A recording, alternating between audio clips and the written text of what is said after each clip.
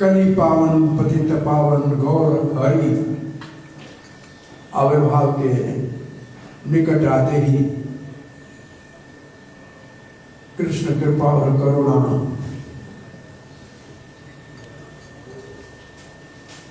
Palmer Tomar सबको उदारता से देने वाले महावदन्या श्री गौर हरि गौरंग महाप्रभु का आविर्भाव आने वाला है और श्री चैतन्य महाप्रभु ने अपनी संप्रदाय को मध्व संप्रदाय ब्रह्म मध्व संप्रदाय से जोड़ा और ये जो जोड़ है मध्व संप्रदाय के साथ गौड़ीय संप्रदाय का जो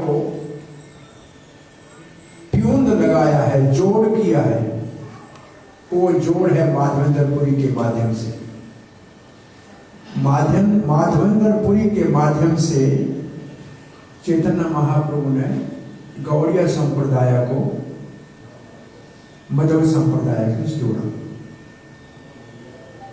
माधवेंद्रपुरी की महिमा है कि अद्वैत आचार्य के गुरु है,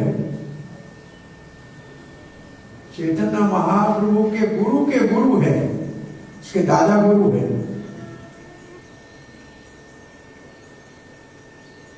और नित्यानंद के भी गुरु है, नित्यानंद प्रभु के भी गुरु है। तो उसका महत्व समझ सकते हो कि कृष्ण प्रेम का तो जो वृक्ष है उसका मूल है जैसे, और भगवान की महिमा भक्त गाए ये तो उसका धर्म है, शिष्य गुरु की महिमा गाए ये उसका धर्म है। गुरु शिष्य की प्रशंसा करे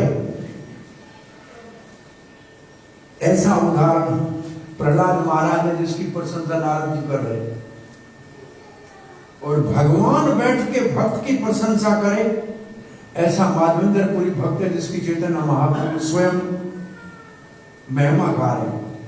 ये बड़ा अद्भुत है अपने आप में। और ये महिमा चैतन्य महाप्रभु ने रेमुना में गाई है, खीर और गोपीनाथ के सामने अपने पार्षदों के समक्ष चैतन्य महाप्रभु ने माधवेंद्रपुरी की महिमा गाई, जिसके लिए भगवान सेवा लेने के लिए प्रतीक्षा कर रहे थे। गोवर्धनधारी भगवान जो आज नाथद्वारा में पूजित हैं, गोपाल उनका नाम तो पहले गोपाल था, अब क्या कहते हैं, नाथ जी गोपाल जी कहते हैं। वो गोवर्धन में है। उसकी स्थापना तो वज्रनाभ ने की थी, लेकिन मुगल काल में पुजारी छुपा के चले गए थे और माधवपुरी गोविंद कुंड के ऊपर विराजमान थे, जो महाप्रभु बता रहे हैं। आपने गोविंद कुंड तो देखा है, गोवर्धन परिक्रमा है, और कुछ खाया नहीं। और ये माधवपुरी की एक विशेषता है कि अयाचक आचार्य है, अयाचक आचार्य। अयाचक कहते किसे मांगते नहीं। साधु के लिए दो प्रकार, साधु का मतलब है या तो मधुकरी करे, 4-5 घरों से मांग ले, 5 से कम, ज्यादा से ज्यादा, 5 में नहीं मिले तो व्रत करे, मिल जाए तो खाए, नहीं तो 5 से ऊपर नहीं जाना। ऐसा नहीं सुबह से शाम तक घूमता रहे, 5 घरों में जाना है। ये 5 मिनट में जितना हो गया, नहीं हो गया तो हरे कृष्ण। और नहीं तो कहते हैं कि साधु को भिक्षा का मतलब कोई घर में बुला के भोजन कराए। चैतन्य महाप्रभु ने किसी के घर में भिक्षा ली है तो प्रायः सिर्फ ब्राह्मणों के घर में भिक्षा ली। पूरी चैतन्य चरित्र को पढ़ के देखिए, ब्राह्मणों के घर में ही भिक्षा ली। भिक्षा लेने का मतलब किसी घर में जाके खाना, और मधुरी के मतलब कहीं से लाना और घर में स्वयं पका के खाना अथवा पका हुआ लाना। परंतु इससे ऊपर होता है अयाचक साधु, किसे मांगता नहीं, भगवान ने भेज दिया तो खाएंगे, नहीं तो हरी इच्छा। माधवेंद्रपुरी ऐसे अयाचक साधु है। ये तो पुरी है, सन्यासी है, पुरी सन्यासियों का नाम होता है, गिरी पुरी, ये सन्यासियों के 10 नाम होते हैं। पर हमारे श्रीवास पंडित ये तो ग्रस्त थे, फिर भी अयाचक थे, किससे नहीं मांगते थे। चैतन्य महाप्रभु को चिंता हो गई कि ये ग्रस्त घर कैसे पालेगा, कहीं से काम करता नहीं और कहीं मांगता नहीं, बोले खाओगे कैसे, बोले भगवान भेजेगा, बोले नहीं भेजा तो बोले गंगा जल पीने बह रही है ना सामने, बोला कल दूसरे दिन नहीं भेजा तो, बोला व्रत, तीसरे दिन नहीं आया तो। ऐसा दृढ़ संकल्प देख के महाप्रभु को कहना पड़ा कि लक्ष्मी कभी भिखारी बने वो संभव नहीं है, बन जाए तो हो सकती है, तुम्हारे घर में कभी कमी नहीं हो, तुम्हारे पास सब आता है। तो अयाचक की चिंता भगवान को होती। सुदामा विप्रा चला गया कृष्ण के पास, मांगा नहीं, रात रहा मांगा नहीं, कृष्ण को चिंता हो गई, मांगा मेरे लिए क्या लाए हो, मेरे को कुछ मुझे मेरे लिए लाए हो गया। तो भगवान ने कहा ये मांगेगा ही नहीं, भगवान को मांगना पड़ गया। और ऐसे माधवेंद्रपुरी 2 दिन से कुछ नहीं खाए बैठे, भगवान श्री कृष्ण को चिंता हुई, भक्त ब्रज में भूखा कैसे बैठे। राधा रानी को चिंता होती है, चिंता होती। राधा रानी किसी को ब्रज में भूखा नहीं देखना चाहती। आज भी ब्रज में कोई महात्मा भूखा नहीं रह सकता। कृष्ण दूध का लोटा लेके आया कि आपने बाबा 2 दिन से नहीं खाया, बोला आपको कैसे पता, बोले स्त्रियां पानी भरने आती हैं, आप यहां से उठे नहीं है, भगवान के भजन में बैठे, दूध लाया मैं, पी लीजिए,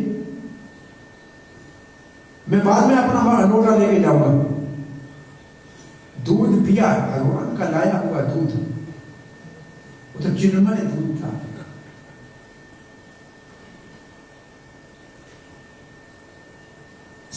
तो भगवान का भजन करते करते ऐसे समाधि लग गई कि भगवान वही बच्चा सामने आके खड़ा हो गया, कह रहा है यही झाड़ियों में, मैं झाड़ियों के अंदर, पत्थरों के अंदर मेरे को किसी ने दबा दिया है, निकालो मुझे, मैं आपकी प्रतीक्षा कर रहा था।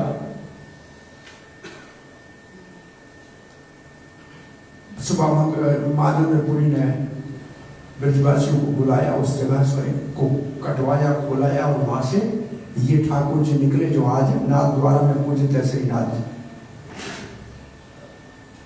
तो ये भगवान ने 100 में, और फिर तो उन्होंने बड़ा उत्सव किया, उसको कहते हैं अन्नकूट। 84 कोस ब्रजमंडल के लोगों के लिए प्रसाद चलता रहा, ऊपर अभिषेक हुआ, मंदिर का निर्माण किया, ब्राह्मणों को दीक्षा दिया, ब्रजवासी पुजारी हुए। पुनः नाथ जी ने कहा कि बहुत गर्मी लग रही है, चंदन लाओ। दोबारा माधवपुरी सेवा देके सेवाधारी को चले यहां से पैदल। जब रेमुना पहुंचे, जाना था जगन्नाथपुरी चंदन लेने के लिए। रेमुना जब पहुंचे तो भगवान गोपीनाथ जो वहां है, जैसे गोपीनाथ का आपने जरूर देखा है भाग्यशाली, गोपीनाथ क्या एक पूरी शिला के अंदर एक शिला है, उसके उधर कार्विंग किया हुआ है, खुदाई करके। और श्रीनाथ जी भी ऐसे ही है। श्रीनाथ जी का भी ऐसा विग्रह है, ऐसे पीछे जा नहीं सकते, उसको ऊपर से चिपकाना पड़ेगा सब कुछ, पूरा विग्रह इस पर एक ही शिला के अंदर। वो गोपीनाथ को तो रामचंद्र ने अपने तीर की नोक से बनाया था, और सीता को बताया था कि अगले जन्म में आगे जो मेरा नेक्स्ट अवतार है मैं इस रूप में आऊंगा। तो गोपीनाथ का तो ऐसा विग्रह। उनको लगता है भोग अमृत केली का, कुल्हड़ के अंदर एक विशेष खीर बनती है चावल के बगैर, रबड़ी वाली, उसको अमृत केली कहते हैं। माधवेंद्रपुरी के मन में आया कि मेरे ठाकुर गोपाल को भी ऐसा भोग लगाऊं, मुझे पता लगे कैसे बनती है, चख तो लूं। फिर जय श्री श्री राजा राधिका रमन की, श्री जगन्नाथ बल्लेश्वर महारानी सुदर्शन चक्र की, श्री श्री कृष्ण बलराम की, प्रभुपाद की, राय गौर प्रेमानंद। सो बोले भगवान को भोग से पहले मैंने कैसे सोच लिया कि इसको चख लूं, ये तो अपराध हो गया। चले गए वहां से, बाजार जैसे बनी है उसके बाहर दुकान के पास जाके सो गए किसी मार्केट में। पुजारी मंदिर बंद करके सो गया, भगवान ने उठाया, उठो, एक खीर का कुल्हड़ मैंने मेरे पोतरी के नीचे, कपड़े के नीचे छुपा के रखा है। पुजारी ने कहा मैं तो सब गिन के लाया, 12 लगाता हूं, मैं तो उतरे लेके आया था। पुजारी उठा, हाथ मुंह धोया, स्नान किया, पवित्र हुआ, अंदर गया तो कुल्हड़ भगवान ने छुपा के रखा है। और भगवान ने कहा इसको जाके मेरे भक्त माधवेंद्रपुरी को देकर आओ। अब बाहर निकल के कहा माधवेंद्रपुरी कौन है, क्या है? बोला खीर भगवान ने आपके लिए चोरी करके रखी। उस दिन से नाम हो गया भगवान का खीर चोर गोपीनाथ। माखन चोर तो है वृंदावन में, वहां खीर चोर। माधवेंद्रपुरी ने खीर खाया और कुल्हड़ को अपने पल्लू में बांध के रखा, और उसकी मिट्टी इतनी रोज खाते थे, जब तक कुल्हड़ था तब तक खाते रहे। भगवान ने जो मिट्टी का कुल्हड़ है वो भी तो खाना है। और वहां से रात रात में निकल गए कि सुबह आएंगे, लोगों को पता लगेगा भगवान ने चोरी की, इतना बड़ा भक्त है, लोग मालाएं ले आएंगे, प्रतिष्ठा नहीं चाहिए। भगवान का दर्शन करने के जगह पे लोग मेरा दर्शन करने आएंगे, ये तो भगवान का प्रतिद्वंद्वी हो गया, ये तो अपराधी हो जाऊंगा। नहीं, रात में भागे वहां से, सुबह पता तक नहीं लगा कौन था कहां था मालूम। लेकिन भगवान का भक्त भक्ति पाताल में करता है, प्रकट आकाश में होती है, दिखती नहीं है आपको। वो जगन्नाथपुरी में पहुंचे तो वहां महाराज सबको पता लगा ये तो वो माधवेंद्रपुरी है जिसके लिए गोपीनाथ ने खीर चुराई थी। क्या सेवा करे? बोला गोपाल जी के लिए चंदन चाहिए। जब भगवान की सेवा की जरूरत है, वहां आपका कोई गुण है, कोई योग्यता है, उसको भगवान की सेवा के लिए तो लगा सकते हो, लेकिन अपनी पूजा के लिए नहीं। ये माधवेंद्रपुरी की बहुत महत्वपूर्ण शिक्षा है। भगवान की सेवा के लिए आप में जो योग्यता है उसको, ये भक्ति विनोद ठाकुर ने कहा मैं घर घर में 1 रुपया मांगने आऊंगा। भगवान के मंदिर के लिए मांगने में मुझे लज्जा नहीं है, अपने लिए नहीं मांगने आ रहा। पत्रिका में छपा के केदारनाथ दत्ता जज सबके घर में 1-1 रुपया मांगने आएंगे, इनकार मत करना। पत्रिका को लिखना पड़ा कि ऐसा व्यक्ति कैसे मानो कल कहे कि आपका प्रधानमंत्री घर घर में मांगने आएगा तो लोग कौन मना करेगा। ऐसा व्यक्ति कोई प्रतिष्ठित मांगने आ रहा है, भगवान के लिए मांगने आ रहा है, अपने लिए नहीं। तो चंदन भी मिला जगन्नाथपुरी से, कपूर भी मिला, उसको उठाने के लिए व्यवस्था भी राजा ने की, उठाने वाले भी दिए। और वहां से रेमुना तक जब पहुंचे तो फिर भगवान आ गए सोपर में। गोपाल ने कहा गोपीनाथ मैं कोई दो नहीं हूं, इससे बहुत बड़ी बात है। ये ठाकुर जी है अपने यहाँ केवल दिल्ली एनसीआर में 14-15 मंदिर में ठाकुर जी अपने इस्कान के हैं, और विश्व में तो 500-800 जितने मंदिर हैं, इनमें कोई अंतर नहीं, भगवान में कोई अंतर नहीं देखना है। मैं इस गोपीनाथ को चंदन लगा दो, मेरा शरीर ठीक हो, ठंडा हो जाएगा। ये तीसरी बार भगवान ने माधवेंद्रपुरी को सोपन में आदेश दिया, और वही सेवक लगाए, वही चंदन घिसाया, और गोपीनाथ को चंदन लगाया, और वही रुके। आज भी रेमुना में गोपीनाथ के दर्शन के उपरांत माधवेंद्रपुरी की समाधि है। और रेमुना में दूसरा भागवत के प्रथम प्रसिद्ध टीकाकार श्रीधर स्वामी का जन्म स्थान है। और रेमुना में हमारे बलदेव विद्याभूषण का भी जन्म स्थान है। ये त्रिवेणी है, ये विशेष साधु त्रिवेणी है। 3 महात्मा वैष्णव का जो है त्रिवेणी संगम है। आप में से कितने लोग तीनों का दर्शन करके आए? तीनों का दर्शन करना चाहिए। दोनों भागवत आचार्य, तीनों भागवत महाभागवत है भगवान के वहां। तो माधवेंद्रपुरी के लिए चैतन्य महाप्रभु की कथा बता रहे हैं, चैतन्य महाप्रभु, और कहते हैं एक श्लोक माधवेंद्रपुरी के अंतिम समय उनसे मुख से निकलता था। वो श्लोक पूरा महाप्रभु बोल नहीं पाए, आधा बोल के फिर गगा कर लेंगे। और बोला इस श्लोक का अर्थ लिखा हो तो किसी ने भी लिखा हो, लेकिन जानता एक राजा रानी जानती है, एक मैं जानता हूं, चैतन्य महाप्रभु कहते हैं, और तीसरा कोई जानता है कि नहीं जानता है उसका पता नहीं।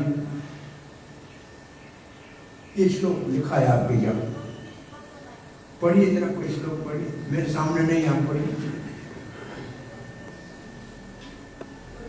आई दीन दयाराद्र नाथ है,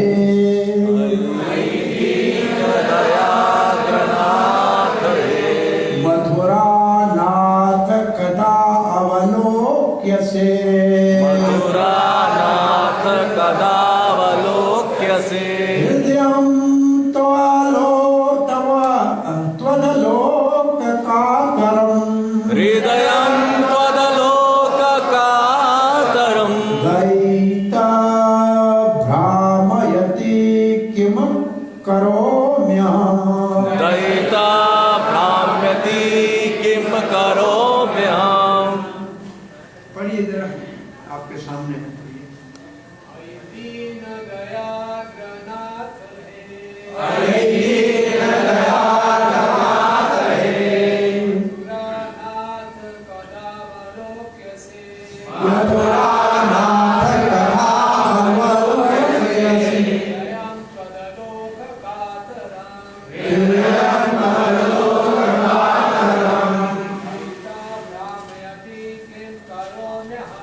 Dayita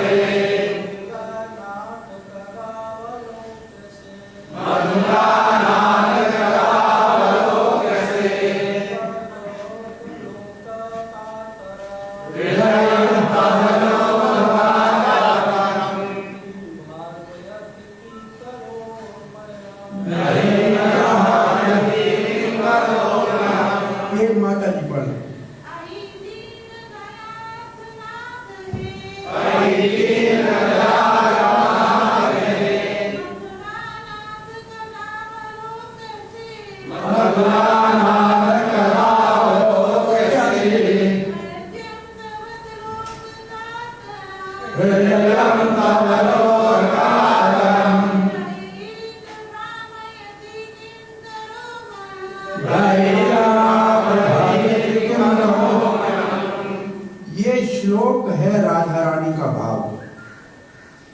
भगवान श्री कृष्ण चले गए हैं मथुरा।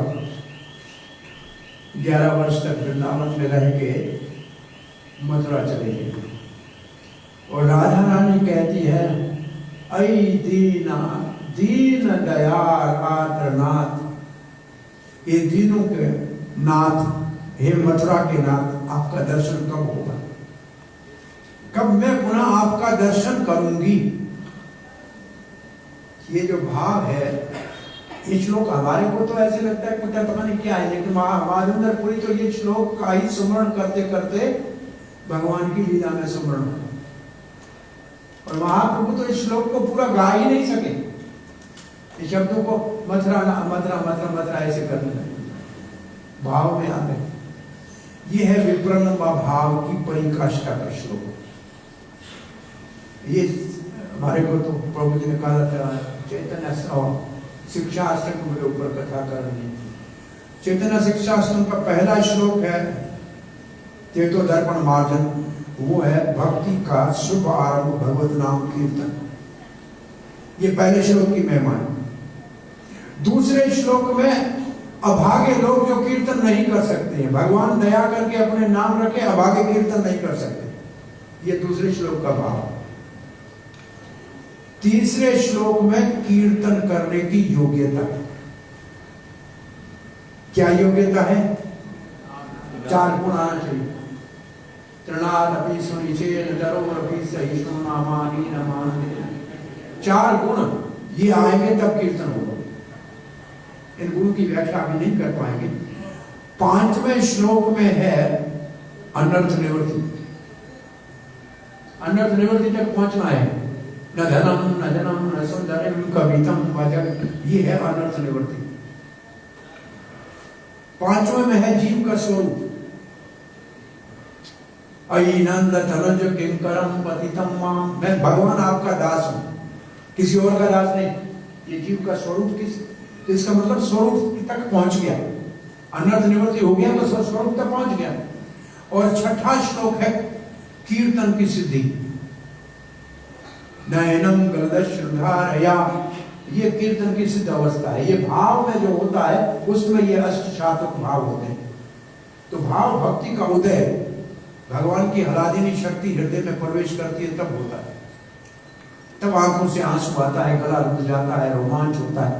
और 7वां श्लोक है विप्रलंबा भाव, और ये है विप्रलंबा भाव का श्लोक। मिलना नहीं, बिछड़ने में आना। दुनिया में बिछड़ता है तो रोता है, और भगवान से बिछड़ता है तो प्रेम बढ़ता है। विप्रलंबा भाव गौड़ीय वैष्णव का श्रृंगार है। और ये क्या श्लोक है साधु?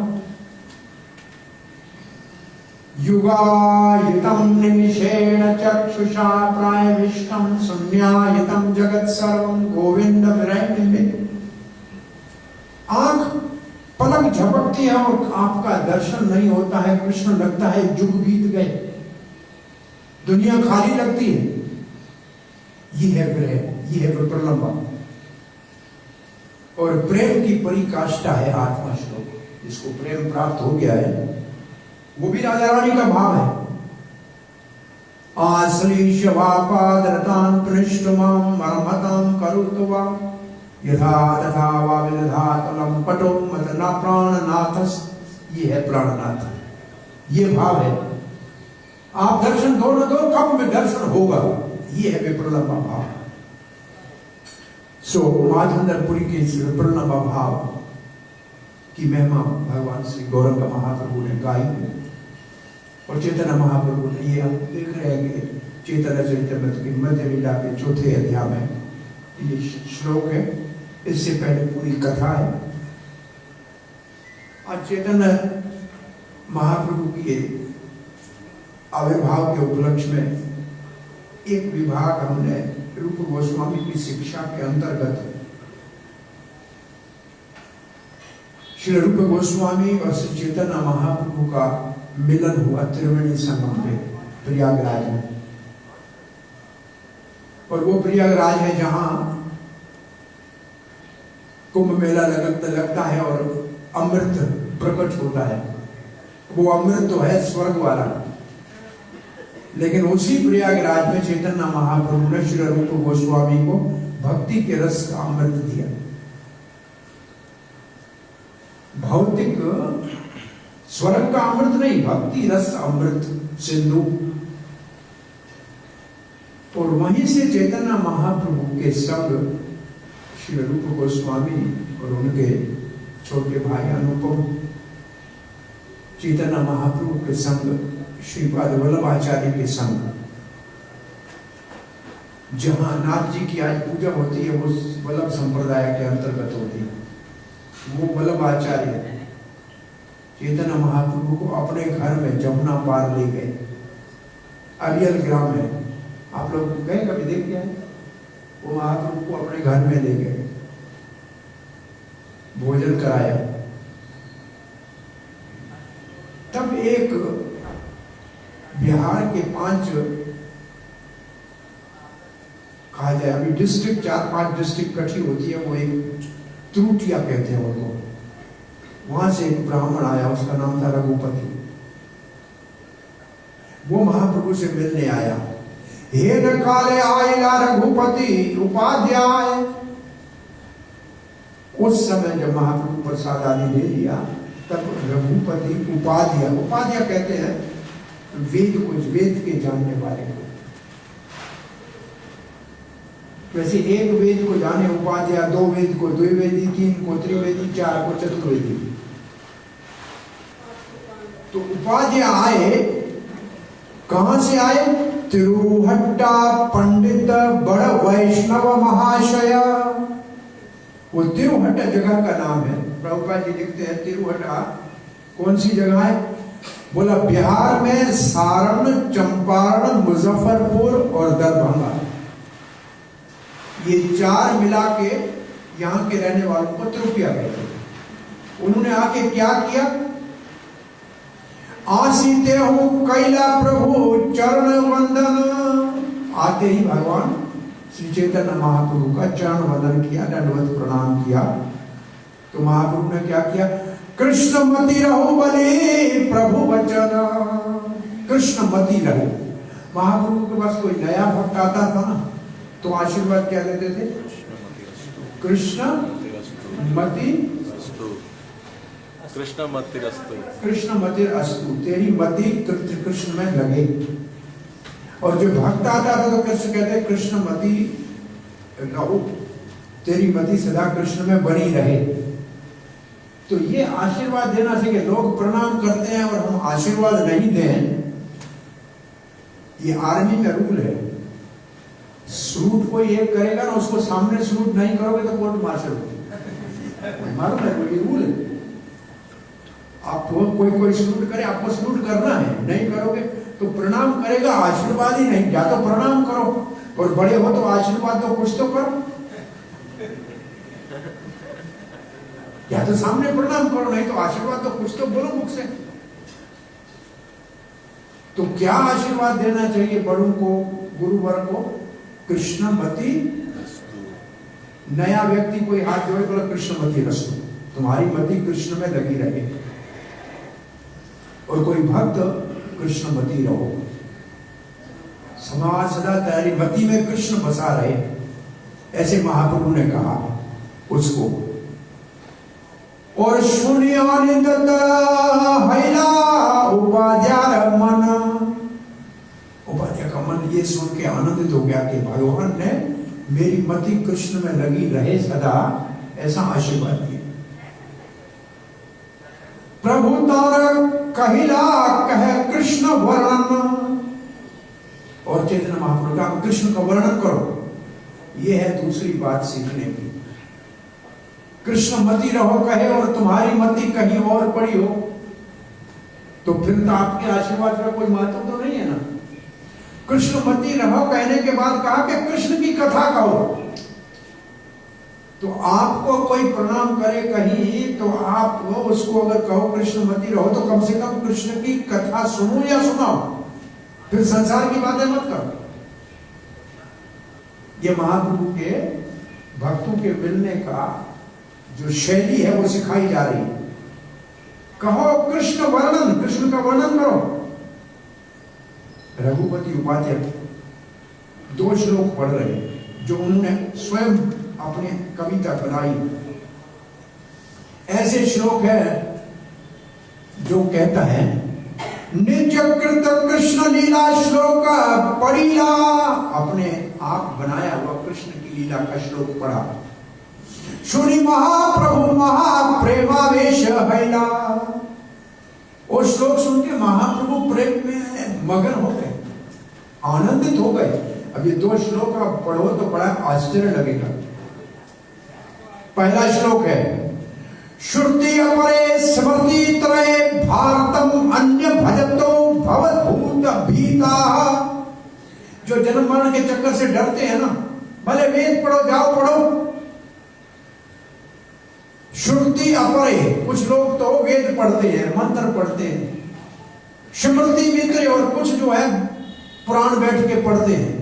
पढ़ने दो, क्यों पढ़ते हैं? बोला भव सागर से मुक्त होना चाहते हैं। बोला आप क्या करोगे? अहम ही नंदा, अहम ही नंदम वंदे यस्यानंदे परम ब्रह्म। मैं न वेद पढ़ूंगा न कोई पुराण पढ़ूंगा, मैं तो नंद बाबा के आंगन में जाके माथा टेकूंगा, जिसके घर में स्वयं पर ब्रह्म घुटनों भर खेल रहा है। बोला पढ़ोगे क्या वेद में? ब्रह्म को ढूंढोगे? वो वहां तो इनके घर में ही विराजमान है। तो मैं करूंगा प्रणाम नंद बाबा के आंगन को। बहुत बड़ी ऊपर की बात है कि कुछ नहीं पढ़ना है, केवल नंद आलय में जाके प्रणाम करना है। क्योंकि भगवान को धरती में लाने वाला कितना बड़ा महान होगा, जिसके लिए भगवान धरती पे आ जाए। हम कुछ दिन पहले शायद वृंदावन में क्लास में कह रहे थे कि भरद्वाज ऋषि ने कहा कि भागीरथ महान है जो गंगा को धरती पे लाया, सबका उद्धार कर दिया। उससे महान दशरथ है जो श्री रामचंद्र को धरती पे लाए और मर्यादा को स्थापन कर लिया। और नंद बाबा कह रहे हैं पिता तो एक दशरथ हुआ, राम के वापस न आने का सुना, प्राण निकल गए। हम कृष्ण को मथुरा छोड़ के आए, अभी तक प्राण कैसे रहे हुए हैं। नंद बाबा दशरथ महाराज की महिमा गाते हुए बता रहे हैं यशोदा मैया को। यशोदा मैया ने सीधा पूछ लिया कि बिना श्री कृष्ण बलराम के आए मर क्यों नहीं गए? और क्या इतना हृदय में पीड़ा था, ऐसे बोला? तो नंद बाबा ने कहा मैं मर गया होता, पिता तो संसार में एक ही था दशरथ, जो राम के न आने का समाचार सुना प्राण निकल गए। हमारे प्राण क्यों रहे हुए हैं? कहा मैं मर गया होता, और मैं मर गया होता तो आप भी मर जाते, सारे ब्रजवासी मर जाते। कृष्ण ने कहा था कि मैं वापस आऊंगा, और कृष्ण आएगा, हमको नहीं पाएगा तो कृष्ण को दुख होगा, इसलिए मैं जीता हूं। मुझे नहीं जीना, कृष्ण आएगा, हमको नहीं देखेगा तो दुखी हो जाएगा, इसलिए हम रोज मरेंगे लेकिन कृष्ण के लिए जिएंगे। ऐसा है नंद बाबा। और नंद बाबा का कितना कृष्ण से प्रेम है, उसके घर को जो प्रणाम कर रहा है कितना महान है। एक कृष्ण 3 साल के बच्चे की सुरक्षा के लिए घर छोड़ा, जमीन जायदाद छोड़ी, गोकुल को छोड़ दिया, केवल अपनी गैया लेके वहां से चल पड़े एक बच्चे के लिए। कितना बड़ा प्रेम होगा उस बच्चे के साथ। सबको छोड़ा कि नहीं छोड़ा? खेत छोड़े, खलिहान छोड़े, धरती चले, चल दी, बस बैठ के बैलगाड़ियों के ऊपर। तो नंद बाबा के आनंदे, यस्य आनंदे, जिसके आंगन में श्री कृष्ण ब्रह्म जो है क्रीड़ा कर रहा है, उसी को मैं प्रणाम करूंगा और कहीं कुछ पढ़ने की जरूरत नहीं। वहीं नंद भवन के पास में ही समाधि है रसखान की, पास में ही रसखान की समाधि है। वो पठान थे, वो यहाँ दिल्ली में एक वल्लभाचार्य के भक्त थे कोई, उसके बच्चे को रोज घोड़े पे ले जाते थे, छोटा बच्चा था उसको ले जाते थे। उसको बड़ा डर लगा कि ये तो पठान है, बच्चे को ले जाता है। उसको गोसाई आए हुए थे, उसको कहा, गोसाई ने कहा क्यों ले जाते हो खान साहब, बड़ा बच्चा अच्छा लगता है, बड़ा इससे अच्छा दिखाऊं तो, बोले दिखा दो। तो उन्होंने कृष्ण का बहुत सुंदर रूप दिखा दिया और कृष्ण पे ऐसी कृपा की, महात्मा की कृपा हो गई, वो भटक भटक के पूरे ब्रज में कृष्ण को ढूंढ रहा है और गले में एक मन तुलसी की माला पहनता है। बोले इतनी माला क्यों पहनता है? आप तो साधु हो, तर जाओगे, मैं इतनी लकड़ी है कम से कम डूबूंगा नहीं, लकड़ी उतनी गले में होगी तो तर जाऊंगा ना। तो तुलसी की लकड़ियों की माला एक एक बोझा पूरा पहन के घूमता है और वो ही कहता नंद के आनंद, नंद के आनंद को मेरा प्रणाम। तो नंदानी को प्रणाम करता हूं। ये श्लोक कहा और दूसरा श्लोक कहा है वो इससे भी ज्यादा भारी। महाप्रभु आगे कहो प्रभु वाक्य उपाध्याय कहला, आगे बोलो और बोलिए कृष्ण कथा आगे कहिए। रघुपति उपाध्याय नमस्कार कहला, हाथ जोड़ लिए और क्या बोला? कम प्रति कथ्यतम, किसको कहूं, कौन सुनेगा? ईशे संप्रति को वा प्रतितम आयतु, कौन मेरी बात के ऊपर विश्वास करेगा? किसको कहूं? बोला ऐसा क्या कहना है? गोपति तनया, गोपति तनया, गोपति है नंद और उसका तनया है कृष्ण, नंद नंदन, इसका अर्थ है नंद नंदन। गोपति तनया कुंज गोप वधुटी विटम ब्रह्म, अरे उसको सब ब्रह्म कहते हैं वेदों में। और वो वृंदावन की कुंज गलियों में गोपियों को छेड़ रहा है। किसको कहूं, कौन मेरी बात मानेगा? दुनिया जिसको ब्रह्म कहती है, जिसका ध्यान करती है, जिसके लिए घर छोड़ती है, और वो वृंदावन के कुंज गलियों में और नुकड़ के ऊपर गोपियों के मटकी में पत्थर मार रहा है और आंखें मार रहा है। किसको बताओ? कौन मेरे ऊपर विश्वास करेगा? कैसे लग रहा है? अब ये कविता लिखने वाले का भाव कितना ऊंचा होगा। मधुसूदन सरस्वती अद्वैत सिद्धांत के शिखर के ऊपर बनारस में विराजमान थे। शंकराचार्य के सिद्धांत के शिखर के आचार्य थे।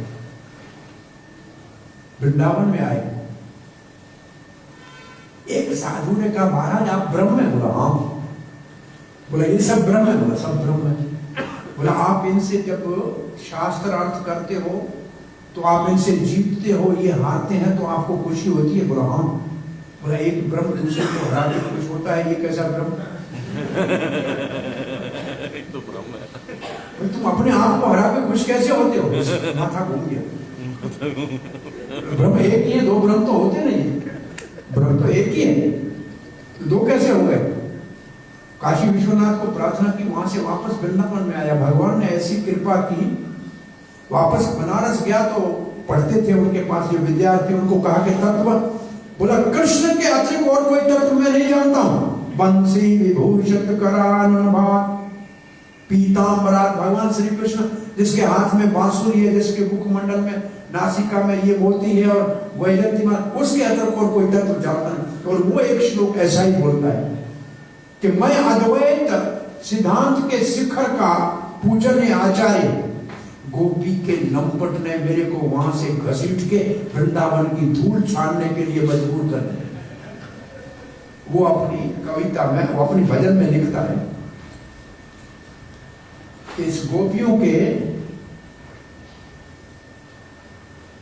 प्रेमी ने मेरे को वहां से खींचकर ब्रिज के अंदर,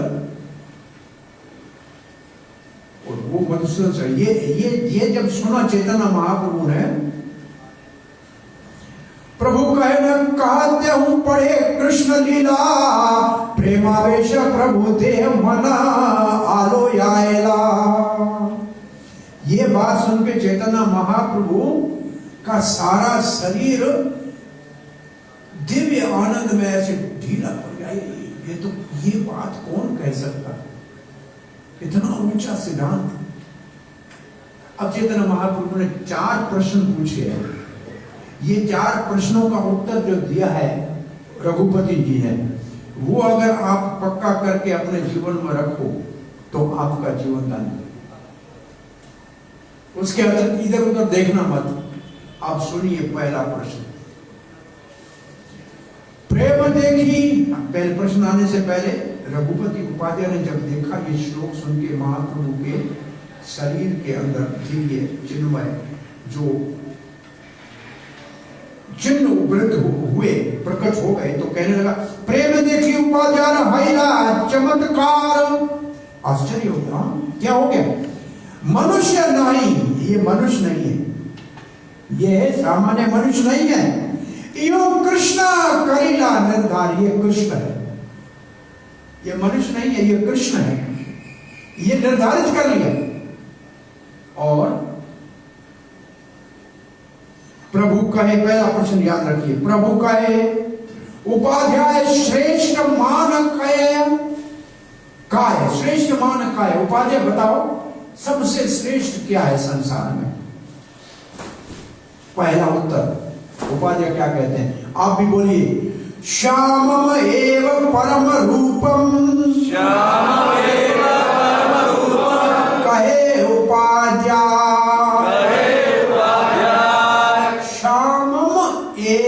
एव का मतलब क्या होता है? सर्टन। शब्द छोटा है लेकिन बहुत भारी है। सर्टन। और कोई नहीं, केवल एक श्याम रूप जो है वो सबसे श्रेष्ठ है। और श्याम वृंदावन में प्रभुपाद ने स्थापित किया राधा श्याम, ये है सर्वश्रेष्ठ रूप, इसके अतिरिक्त और कहीं नहीं देखना। ये पहला प्रश्न। दूसरा प्रश्न, श्याम रूपेर वास स्थान श्रेष्ठ मान काय। बोला श्याम तो श्रेष्ठ है, उनके रहने के स्थानों में श्रेष्ठ कौन सा है? तो उपाध्याय क्या कहते हैं? पुरी मधुपुरी वरा कहे उपाध्याय। द्वारका में भी रहते हैं, मथुरा में भी रहते हैं, परंतु मथुरापुरी का भाव है कि ब्रजमंडल में। तो श्याम कहां सुंदर लगते हैं? जमुना के तट पे, बंसी बट पे, और गोपियों के निकट भी सुंदर लगते हैं। ऐसी सुंदरता और श्याम की कहीं है। तो किसकी उपासना करनी चाहिए? श्याम रूप की। कहां के श्याम रूप की उपासना करनी चाहिए? वृंदावन, ब्रज, ब्रज के श्याम। अब तीसरा प्रश्न है,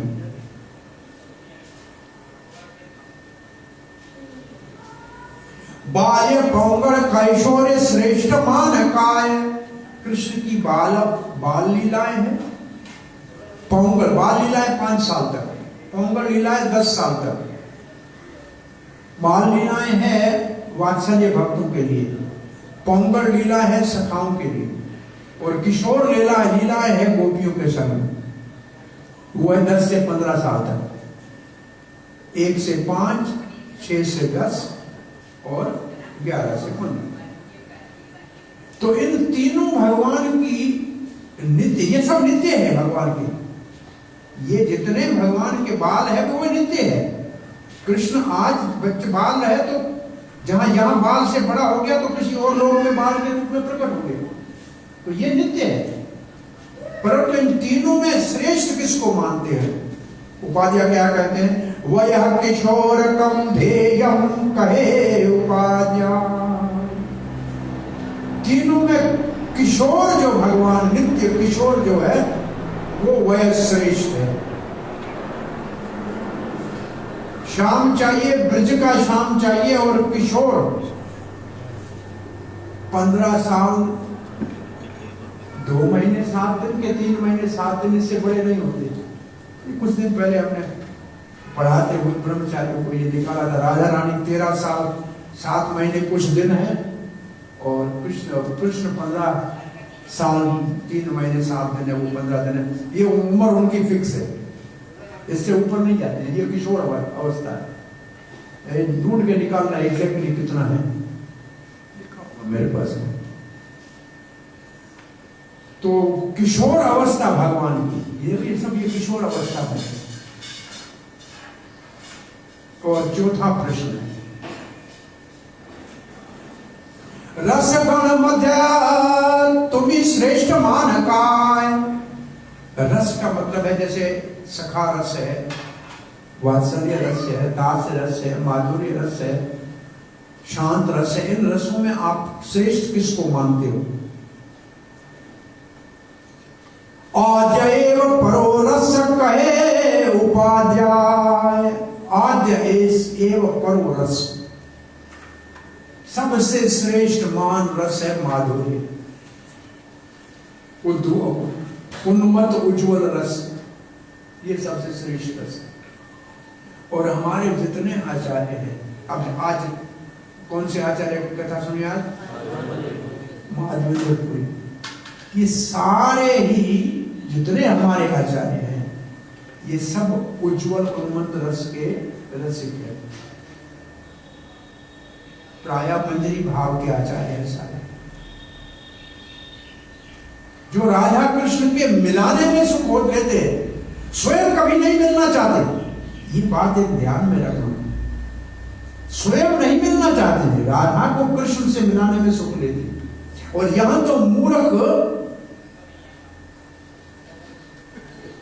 राधे राधे श्याम मिला तेरे बाप का नौकर है, ऐसे कहने का अधिकार किसको है? जैसे कहते हैं लोग, पता नहीं क्या हो गया इनको, कहां से लिया है राधे राधे श्याम मिला दे। क्यों भाई, तुम्हारी नौकर है क्या? नौकरानी है, तेरे को शाम लाके देगी। कहां से ये आया है हमको समझ में नहीं आता। और उनकी शक्ल देखो, उनका आवाज देखो, और कहते ऐसे। अरे रोते हुए अगर कहते, घर छोड़ के कहते, तो चलो उनकी बात को कहते, तो ये राधा को कह रहा है कृष्ण को मिलाओ। लेकिन यो तो उनका रंग रूप देखो और उसका हाल हवाल देखो और कहते हैं राधा श्याम को मिला। हम राधा कृष्ण को मिलाने में सुख लेने वाले भक्तों के अनुयायी दूर से देखने में खुश लेते हैं, नजदीक नहीं जाना। तो ये 4 शिक्षाएं चैतन्य महाप्रभु ने अपने भक्त के माध्यम से रूपा गोस्वामी को लक्षित करके कि आगे सारे संसार को ये शिक्षाएं देनी। जैसे महाप्रभु ने रामानंद राय के मुख से परम सिद्धांत को स्थापित कराया। वहां लिखा बहुत अच्छा श्लोक है, रामानंद मेघ का मतलब बादल है, बादल को अपना पानी थोड़ी होता है। और गौरव का रत्नाकर है, रत्नाकर कहते हैं समुद्र को, समुद्र का एक नाम है रत्नाकर, जिसके पेट में रत्न होते हैं। तो गौरंगा महाप्रभु का ही ज्ञान, जो उनकी दिव्य ज्ञान को लेकर रामानंद ने वापस गौरंगा महाप्रभु के ऊपर ही बरसा दिया। ऐसे किसी ने पूछा कि बरसात जब समुद्र में के ऊपर होती है तो उससे लाभ क्या? ऊपर से मीठा पानी खारे पानी में बरसाए, समुद्र से लिया, समुद्र में बरसाए, लाभ क्या? एक महात्मा ने कहा तुम्हें मालूम नहीं है, वो सिप्पी समुद्र में मुंह खोल पे स्वाति नक्षत्र का एक बूंद लेके मोती बनाती है। वहां तो पानी में मोती बनते हैं कि नहीं बनते? तो समुद्र में बरसात की जरूरत है कि नहीं है? नहीं तो मोती कहां से बनेंगे? तो ऐसे महाप्रभु अपने भक्त के मुख से भक्ति की परिकाष्ठा को सुनाए, और यहां उपाध्याय के मुख से कृष्ण के तत्व का निरूपण किया है। कृष्ण तत्व श्याम, ब्रजराज, किशोर और माधुर्य उज्ज्वल रस का मूर्तिमान स्वरूप। इस कृष्ण की उपासना हमारे को करनी है। ये चैतन्य महाप्रभु ने हमको शिक्षा दी है और इसकी उपासना करने के लिए साधन वही है। हरे कृष्णा कृष्णा कृष्णा हरे हरे, हरे राम राम राम हरे हरे। और कोई प्रश्न जिज्ञासा? हाँ प्रभु जी बोलिए।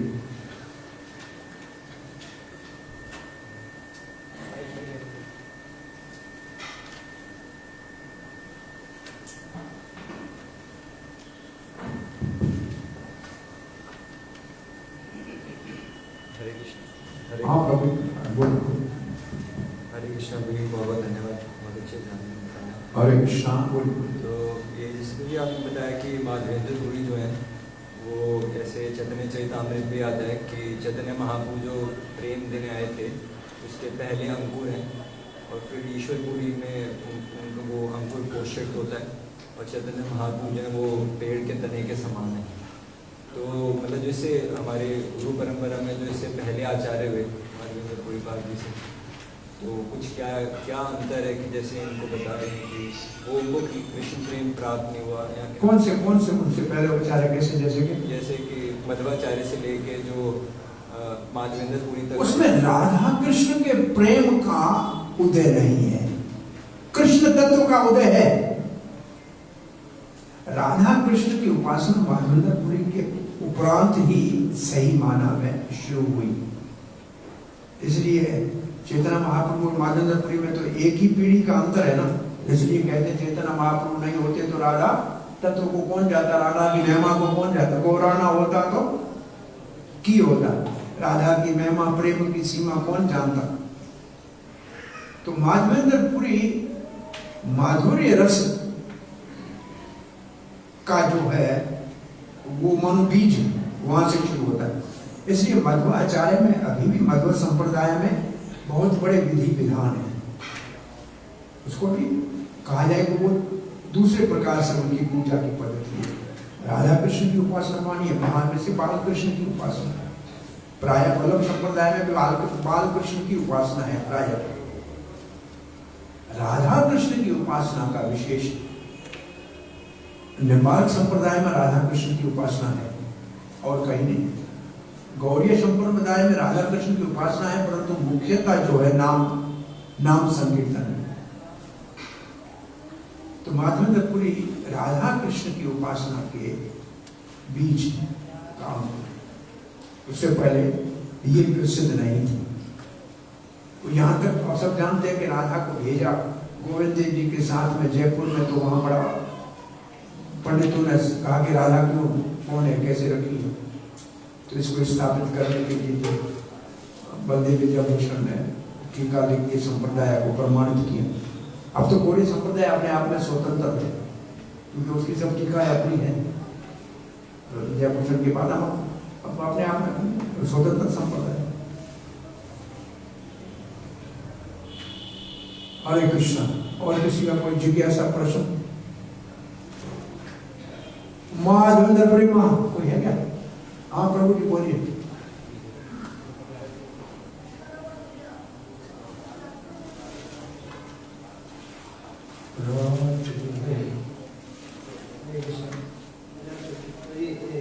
जैसे आपने बताया कि निम्बार्क संप्रदाय में राधा और कृष्ण की उपासना होती थी, हम देखते हैं कि संप्रदाय में भी निम्बार्क संप्रदाय जो है सबसे पहले आता है, कि उसके बाद मध्वाचार्य, रामानुजाचार्य संप्रदाय।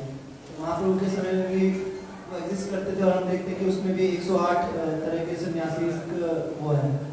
तो महाप्रभु ने जैसे संप्रदाय में जैसे मायावादी सन्यासी के लाइन को लिया, तो एक तो प्रश्न ये था कि निम्बार्क और स्पेशली गौड़ीय संप्रदाय में किस प्रकार के भावों में अंतर है, कि रसों में क्या अंतर है, कि स्पेशली महाप्रभु को जो है अलग से राधा कृष्ण को स्थापित, मतलब इस भाव को स्थापित करना पड़ा। और दूसरा महाप्रभु भी निमार्ग को छोड़ के क्यों संन्यास में जो है मायावादी सन्यासी की नहीं, इसी में प्रभुपाद ने लिखा है, ऐसा नहीं है कि वैष्णव सन्यासी नहीं होते थे, विष्णु स्वामी का सन्यास पहले से है, परंतु जिस समय महाप्रभु ने सन्यास लिया उस समय उन्होंने भारती से सन्यास लिया, लेकिन सन्यास का नाम नहीं लिया, अपना ब्रह्मचार्य का ही नाम रखा। प्रभुपाद जी लिखते हैं कि इससे पहले समझ नहीं पाए उन्होंने ऐसे क्यों किया, परंतु भक्ति सिद्धांत सरस्वती ने इसका उद्घाटन किया, कहा कि सन्यासी जो मायावादी हैं वो अपने आप को नारायण समझते हैं, इसलिए चैतन्य महाप्रभु ने कहा ब्रह्मचारी को हमेशा गुरु का सेवक रहना है। तो मैं कभी भगवान कोई कहे कि सन्यास के बाद कोई भगवान हो गया, इसको मैं नहीं मानता, मैं सन्यास सेवक भाव में रहना चाहता हूँ। ये सिखाने के लिए उन्होंने नाम ब्रह्मचारी का रखा श्री कृष्ण चैतन्य, और सन्यास लिया भारती से, वो केवल प्रचार की दृष्टि से, क्योंकि लोग सन्यासी का सम्मान करते हैं। और प्रभुपाद जी का तात्पर्य उपदेशामृत में है कि राधा कुंड के प्रति जो श्रद्धा गौड़ियों की है वो किसी और वैष्णव संप्रदाय की भी नहीं, ये एक विलक्षण गौड़ीय संप्रदाय की पहचान है। आप देखेंगे राधा कुंड में गौड़ियों के अतिरिक्त और कोई वैष्णव नहीं मिलेगा। निमार्ग का पीठ पास में है, गोवर्धन के पास, लेकिन राधा कुंड में नहीं। वो लीला स्मरण करते, अब तो निम्बार्क में भी उतना गहरा संबंध पूजा वाले दिखते कम है, निम्बार्क की नाम के हैं और उतना स्मरण लीला का भी नहीं है। चैतन्य महाप्रभु साक्षात स्वयं भगवान श्री कृष्ण है, उन्होंने लोगों को केवल तथाकथित धर्म के रास्ते से शुद्ध भक्ति के रास्ते में लाए, और किसी में ये सामर्थ्य नहीं था।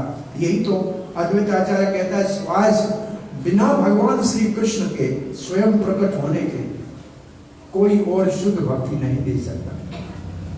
अन्य संप्रदायों में बहुत बड़े रिचुअल है, अभी भी बहुत बड़े पूजा की विधि विधान है, और केवल ब्राह्मण ही पूजा वहां कर सकते हैं। एक हमारी आश्चर्य ही है, लोग आके वृंदावन में कहते हैं कि आपका एक ही मंदिर है जिसमें पूजा करने के लिए सब वर्ग से, सब जगह से लोग आए और पूजा करते हैं, और कहीं ये नहीं मिलेगा। ये महाप्रभु की विशेष कृपा है कि भगवान की पूजा करने का अधिकार सबको मिला, और कहीं नहीं, कहीं भी नहीं।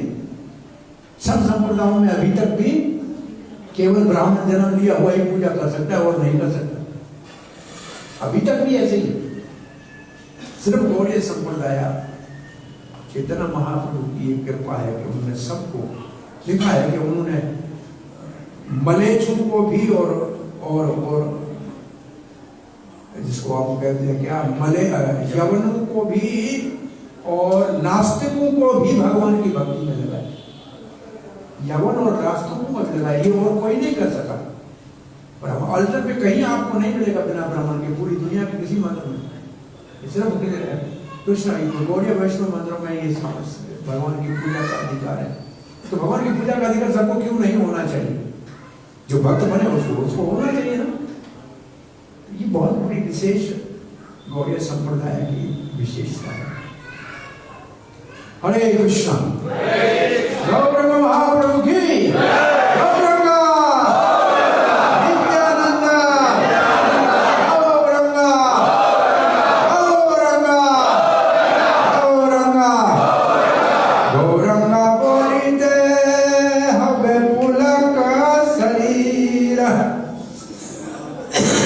प्रसाद खाए कुछ नहीं होए। टाइम हो गया, द्वारा से भागो।